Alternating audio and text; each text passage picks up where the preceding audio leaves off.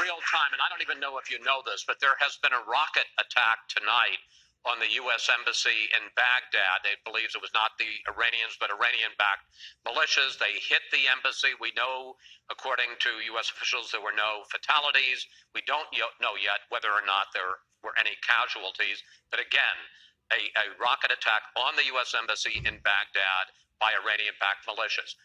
What does President Buttigieg do in this moment? What questions are you asking? What steps are you taking? Well, first, we have to take steps to make sure that U.S. personnel are safe. And we have to look at a proportional response or preventative actions to make sure this can't happen again. And we should be coordinating with our allies in order to make sure that that safety is enhanced as we move forward. Look, these are not the kinds of conflicts that we were used to a decade or a generation ago. We're talking about complicated dynamics with proxy fighting, with different kinds of players, sometimes hard to even tell where something came from. And that's the world that the next president is going.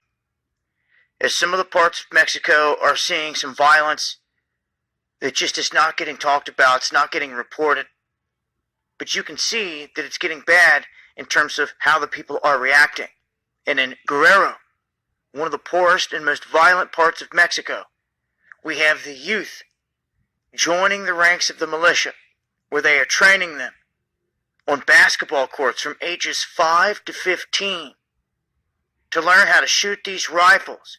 Even if they don't have rifles, they're still making them drop to the ground and hold sticks, acting like it's a rifle. So they're going through all these different drills, getting in different positions.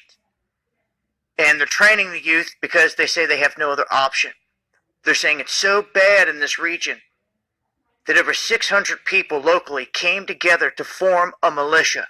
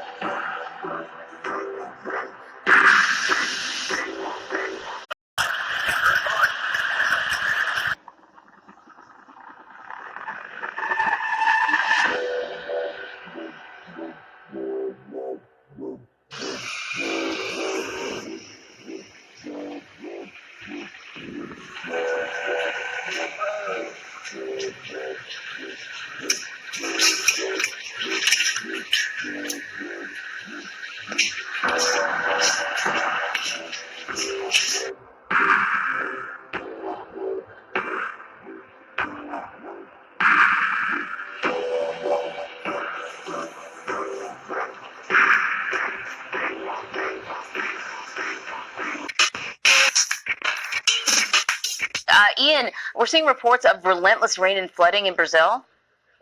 Hey, good morning, Emery. That's right. Some areas got the most rain since records were first kept 110 years ago. At least 53 people have been killed during rainstorms in eastern Brazil.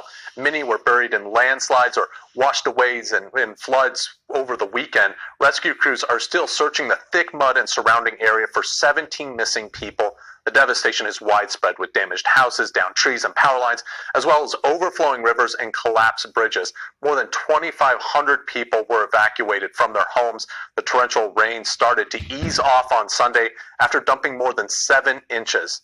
Next, we are in Turkey, where there is some good news after a devastating magnitude 6.8 earthquake. Turkish TV showed a mother and her 2-year-old daughter being rescued from under the rubble of a collapsed apartment building after being trapped for over 28 hours. 39 people were killed when the tremor struck Friday night, 1,600 people were injured, and at least 45 survivors have been found. Rescue crews are still scouring the rubble for more missing people as the temperatures dip below freezing. Thousands of tents and beds have been set up for the survivors. And finally, we are in Israel with the looming election. Both frontrunners, Prime Minister Benjamin Netanyahu and Benny Gantz, are set to meet with President Trump this week in Washington. They're expected to discuss the president's so-called deal of the century, his peace plan for the Israelis and Palestinians, which has been in the works for years. And the White House hopes to build momentum for it if both leaders sign off. The president is widely popular among Israelis, but Amory, we all know the expression, it takes two to tango. No peace plan will work without the Palestinians. I was in Jerusalem when Trump visited in 2017, and there was a lot of goodwill among both parties then. But that quickly evaporated for the Palestinians after the U.S. Embassy to Israel was moved to Jerusalem. Now, last time I spoke with a Palestinian official, they expect that any peace deal would be dead on arrival. The breaking news on the race to contain the deadly coronavirus. 5 cases now confirmed here in the U.S. At least 80 people have died. More than 2,800 have been infected. Global financial markets rocked overnight by the spread of the virus. Our senior foreign correspondent Ian Pannell is in Hong Kong, where officials have declared a state of emergency. Good morning, Ian. Yeah, good morning, George. That's right. A medical emergency here where the numbers are rising. All schools now shut until mid-February, and the death toll in China jumping overnight to more than 80, with those infected now heading towards 3,000. In the US, 2 more cases confirmed, another one in California, the other in Arizona, bringing the total to 5, with the CDC now warning us to expect that number will rise. But it's in China that it's by far the worst. The country now rushing to build 2 new hospitals in a matter of days. The mayor of Wuhan, where the outbreak started, offering to resign and admitting there was a delay in releasing information, saying he was waiting for approval from Beijing. As many as 1,000 or so US citizens are believed to be still trapped in the area, with urgent efforts now underway to try to evacuate them from Wuhan. Guys?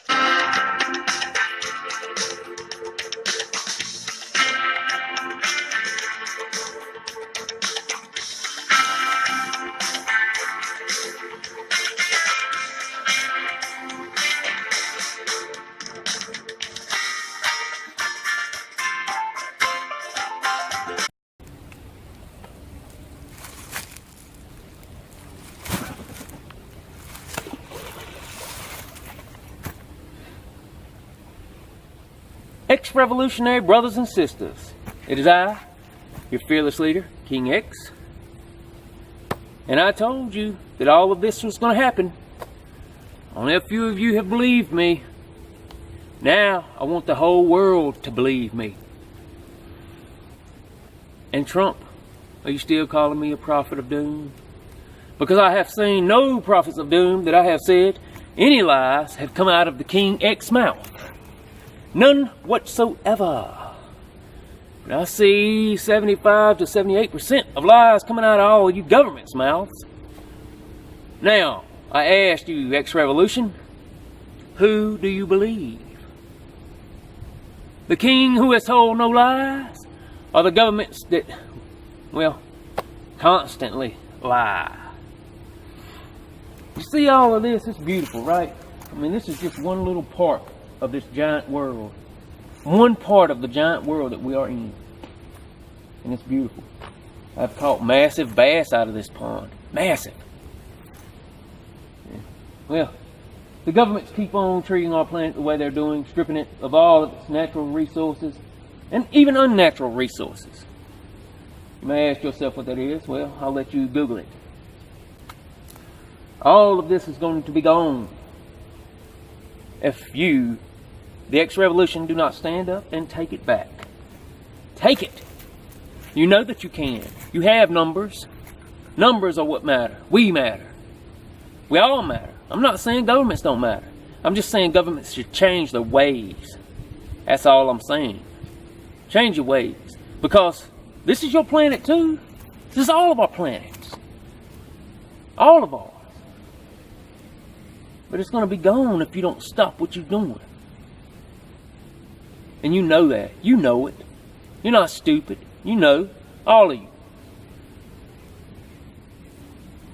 But let me get on to something else.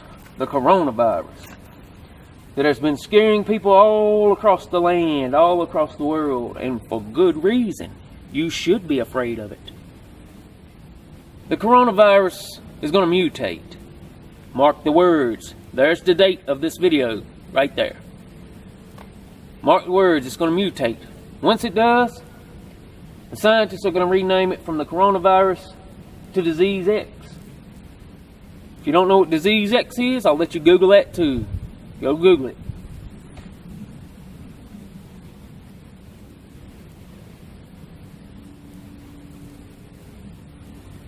Welcome back. Disease X is going to kill millions of people and infect millions of people. Disease X is the coronavirus, people. It is. That originated in China. But no one knows how exactly. Well,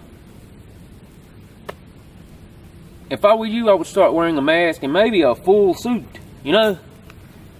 Maybe a space suit or something. Because it's no joke. There's no cure for it. There's no cure for it. And when it mutates, there is definitely going to be no cure. So, I just wanted to give you a weekly roundup, as you could say, a recap of the week of what's happened so far. So you have Trump and Israel, peace talks. World War III talks is what that is. They want you to think that it's peace talks. Look at the weather. Australia, you see that? That large golf ball sized hail, dust storms, hurricane forced winds. Missile strikes on U.S. embassies all over the Middle East. And it's probably going to continue to happen. Not probably, will continue to happen. It will. That is leading up to World War III. The same as when I just said Trump with the Israel peace talks that are actually World War III talks. Yeah. And last but not least, Disease X taking over the world. I'll be back with another recap. Until next time, I hope you consider joining the X Revolution. And for those that you have already joined the X Revolution, you are the X Revolution.